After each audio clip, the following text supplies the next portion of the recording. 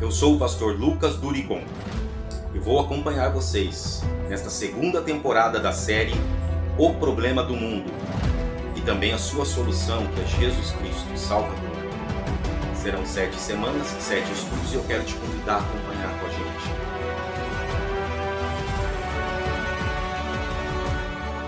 Eu aproveito e peço para você já curtir o vídeo, já se inscreve nesse canal e se você gostar deste conteúdo, compartilhe com alguém, faça um comentário.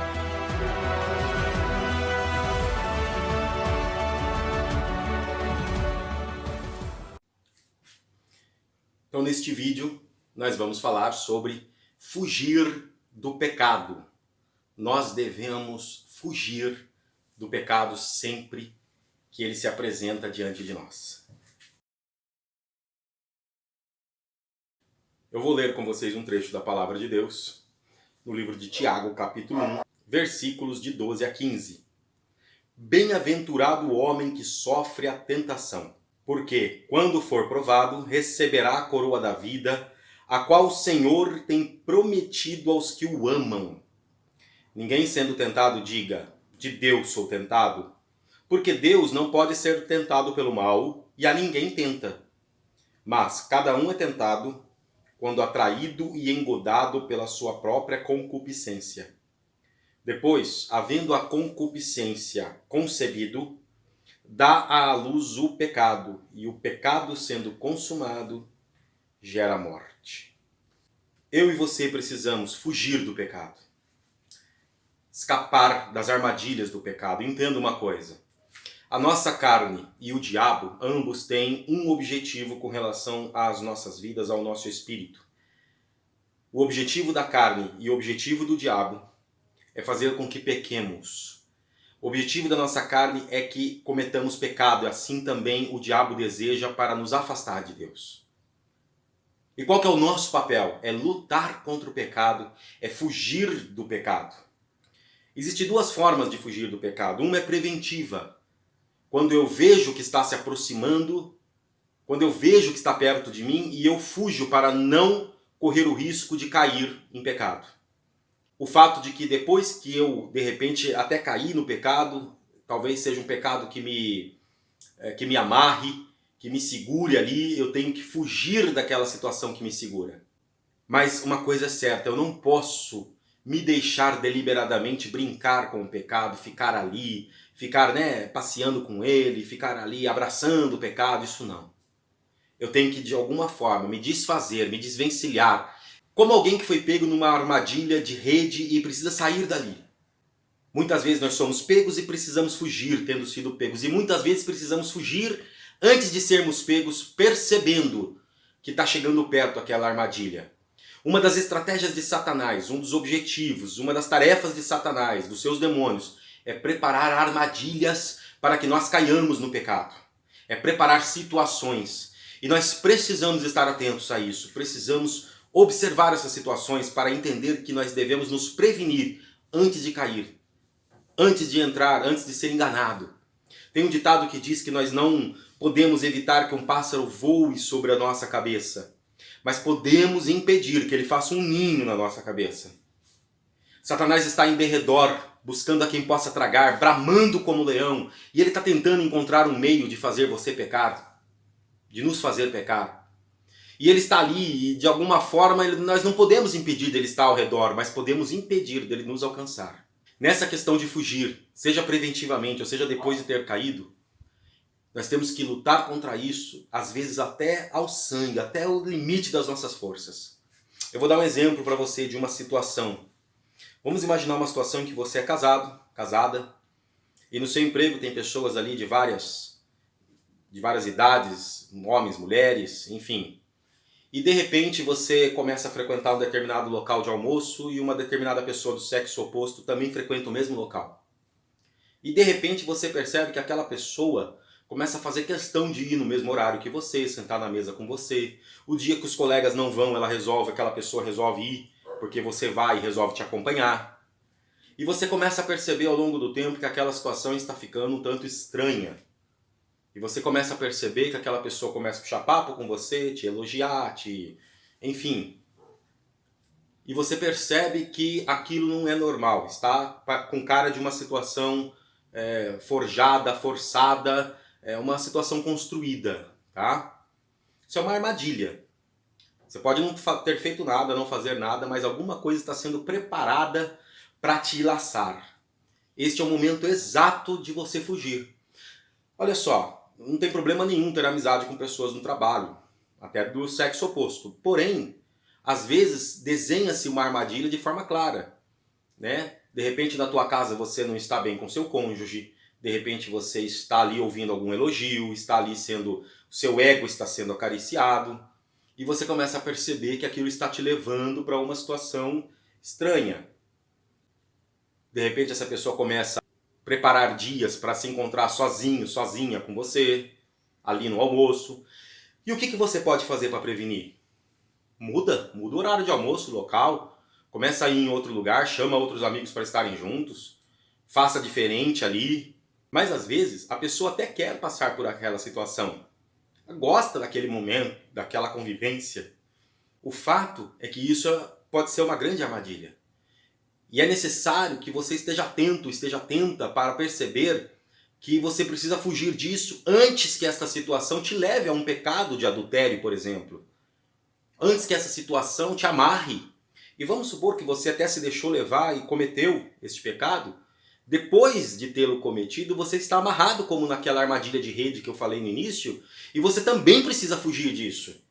Mesmo estando iniciado o processo, você precisa fugir dessa situação, falar para a pessoa, olha, não tem mais possibilidade, isso não deve acontecer. Porque muitas vezes a luta contra o pecado exige atitudes sérias da nossa parte. Exige um comprometimento. Jesus ele disse o seguinte, que devemos vigiar e orar para não cair em tentação. Olha o que Jesus fala em Marcos capítulo 14, verso 38. Vigiai e orai para que não entreis em tentação. O espírito, na verdade, está pronto, mas a carne é fraca. Vigiar não é fácil. Vigiar denota um espírito de vigília, uma atitude de vigília, de atenção. Jesus também disse, orem para que você não caia na tentação, ou seja, para que fuja das armadilhas antes delas acontecerem. Porque depois que entrou é difícil. Tem que fugir também, mas é muito mais difícil. Então Jesus ele repete várias vezes na palavra de Deus em muitos lugares, Marcos 13, 33, Mateus 26, 41, e outros lugares, em outros trechos da Bíblia também nos orienta, vigiai e orai. Esteja atento, não caia na tentação, não deixa ela te enganar, não deixa você cair a primeira vez. Porque depois que cair a primeira vez, é mais difícil de sair. A melhor maneira é prevenir, é não se deixar levar, é não se deixar cair. É não iniciar o processo do pecado. Esse deve ser o nosso objetivo principal. Primeiro, não deixar cair. Isso não é sinal de covardia, de medo. Não, isso é sabedoria. Tem gente que pode dizer assim, não, eu enfrento essa situação, eu enfrento essa tentação. Você não deveria pensar assim. Este é outro engano de Satanás. Fazer você pensar que o melhor é enfrentar a situação, é encarar o pecado no sentido de desafiar o pecado, né? Claro que depois que o cometeu, você precisa encará-lo no sentido de se arrepender, de acertar as coisas. Aí sim, né? Encarar de frente a situação. Mas antes de cometê-lo, quando há uma armadilha, quando há um desafio apresentado à sua frente, fuja, não vá em frente, não tente desafiar o pecado, não tente desafiar aquela armadilha que Satanás colocou. Isso não é fraqueza, não é sabedoria. Isso é sabedoria que você tem que ter para poder evitar ao máximo, porque em algum momento, sem querer, você acaba caindo. E aí você lida com a situação da forma como Deus orienta. Mas o objetivo é evitar. O objetivo é não acontecer isso, é não cair. A palavra de Deus também diz, olha, meus filhinhos, 1 João, estas coisas vos escrevo para que não pequeis. Mas se pecardes, tendes um advogado no céu. O objetivo é não pecar. E quando acontece, Jesus Cristo vem e ajuda. Tem uma história de um rei que queria contratar um cocheiro para sua carruagem real. E ele anunciou no reino que estava contratando e chamou os cocheiros para virem para a entrevista. E ele anunciou que queria um cocheiro destemido, um cocheiro corajoso, um cocheiro habilidoso, prudente. E ele chamou as pessoas e no dia marcado apareceram 3 cocheiros para que ele pudesse escolher um. Então ele apresentou ali, olha só, meus súditos, eu estou procurando um cocheiro habilidoso, corajoso, né? Alguém que seja prudente também. E eu gostaria de fazer uma pergunta e vocês vão me responder aqui particularmente. A pergunta é, se a minha carruagem, se você estiver conduzindo a minha carruagem por um planalto, e mais à frente no planalto observa-se ali, vê que tem um despenhadeiro, um penhasco, né, onde pode cair ali a carruagem. Qual é a maneira que vocês vão conduzir isso? De que forma? Como vocês demonstram sua coragem, habilidade, prudência ao conduzir a minha carruagem nesse planalto? Então o primeiro cocheiro se apresentou em particular ali, próximo dele, falou, rei, eu sou tão corajoso, tão habilidoso, que eu consigo conduzir a sua carruagem até chegar ali muito perto, a 10 metros do penhasco, e mesmo assim o rei não vai sofrer nenhum perigo. O rei levantou as sobrancelhas, fez ali um gesto de admiração, puxa vida, como esse cocheiro é habilidoso e corajoso, e pediu para o próximo vir trazer a resposta. O próximo falou, rei, eu sou tão habilidoso, tão corajoso, que eu tenho condição de conduzir a sua carruagem até chegar ali 2 metros do penhasco. E mesmo assim, fique tranquilo, o senhor não sofrerá nada, porque eu posso controlar ali. O rei então ficou muito mais surpreso ainda, falou, puxa, que cocheiro habilidoso, que destreza, que... né? O terceiro ele chamou assim com um gesto para vir dar a resposta. O terceiro falou, rei, se eu souber que lá ao longe tem um penhasco que possa oferecer risco ao rei, eu não vou nem perto, eu já mudo itinerário imediatamente, já passo longe daquele penhasco, já pego outro caminho e eu não tenho porquê correr o risco de chegar perto do local. E o rei então se surpreendeu com a prudência, mas também coragem deste homem e o contratou como cocheiro real. O pecado é assim, gente. Se você avistá-lo de longe, não chega perto. Se afasta, sai para o outro lado. Né? Não fique brincando, não fique querendo provar a destreza e a coragem. Não fica querendo provar uma habilidade desnecessária naquele momento. Saia de perto. Vá para outro caminho. O nosso objetivo é fugir disso antes de chegar perto. Com relação ao pecado, o mais longe possível. O mais longe possível, sempre afastado. A palavra de Deus diz assim, resistir ao diabo e ele fugirá de vós. O diabo está ali ao derredor tentando tragar você com o pecado. Fugir. Fuja do diabo, resista. Sai de perto. Deixa ele falando sozinho. E vai cuidar da sua vida, vai se santificar a Deus, vai orar, vai buscar a Deus. E deixa a tentação que o diabo apresenta para você, deixa ela no vazio, deixa no vácuo. E nós temos que fugir sempre. Sempre fugir. Sempre estar longe, o mais longe possível. Se te pegar é porque foi de surpresa. Se chegar até você é porque você não percebeu. É porque você ali teve um momento de distração e chegou perto. Mas se você perceber, não vá em direção ao pecado. Se você perceber, não ande junto. A palavra de Deus diz no Salmo 1, não ande na roda dos escarnecedores. Não permaneça no caminho daqueles que pecam contra o Senhor, porque você vai acabar pecando. Afaste-se. Esteja perto, ali a palavra de Deus diz assentar-se com esses escarnecedores. Esteja perto apenas para dar uma mensagem de Deus para essas pessoas, mas não permaneça, não fique com eles.